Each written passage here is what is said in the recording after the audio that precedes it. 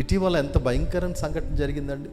ఒక చిన్న పిల్ల పాపం 4 సంవత్సరాలు ఉంటాయి, 5 సంవత్సరాలు నాకు తెలియదు. వాళ్ళ అమ్మ నాన్న ఉద్యోగానికి వెళ్ళిపోయారు. తాత దగ్గర అమ్మమ్మ దగ్గర ఉంటుంది. వాళ్ళమ్మ ఫోన్ చేసింది ఆ తాతయ్యకి, నాన్న పాప ఎక్కడుంది అని. బయట ఆడుకుంటుంది అమ్మ అని చెప్పాడు.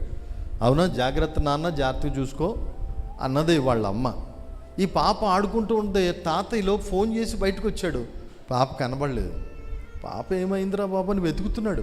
వెతికితే ఎక్కడ కనబడలేదు. పక్కింటికి వెళ్ళిందేమో వెళ్తే లేదు, బంధువుల ఇంటికి వెళ్తే లేదు.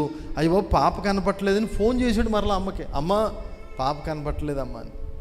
ఒకటిన భార్య భర్తలు ఇద్దరు వచ్చేసారు.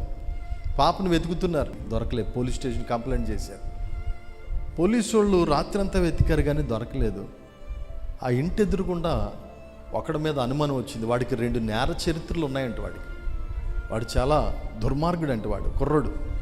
వాడి కుర్రోడేం కదండి, ఒక 24, 25 ఉంటాయి. వాడి మీద అనుమానం వచ్చింది పోలీసు వాళ్ళకి. ఆ సాయంకాలం వెళ్ళి ఆడు తలుపు కొడితాడు, ఫుల్గా తాగి పడుకుని తలుపు తీయలేదు. వాడు గదిలోనికి కిటికీలోంచి సెల్ ఫోన్ సీసీ కెమెరా ఏదో పంపించారంట కిటికీలోంచి.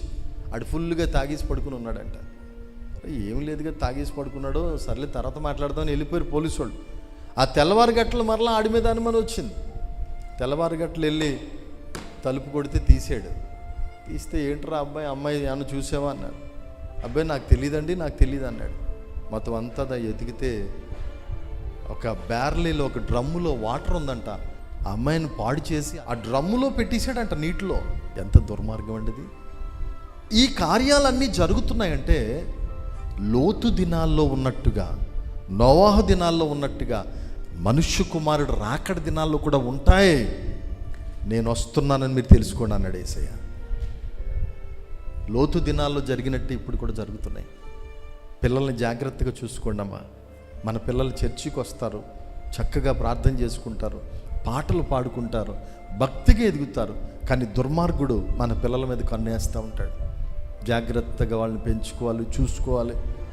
వాళ్ళని ఎక్కడెక్కడికి వెళ్తున్నారో, ఎవరితో స్నేహం చేస్తున్నారో, వారి సెల్ ఫోన్లో ఏమేం చిత్రాలు చూస్తున్నారో, ఎవరికి ఫోన్లు చేస్తున్నారు, అవన్నీ మన పిల్లల మీద కన్ను వేస్తూ ఉండాలి మనం.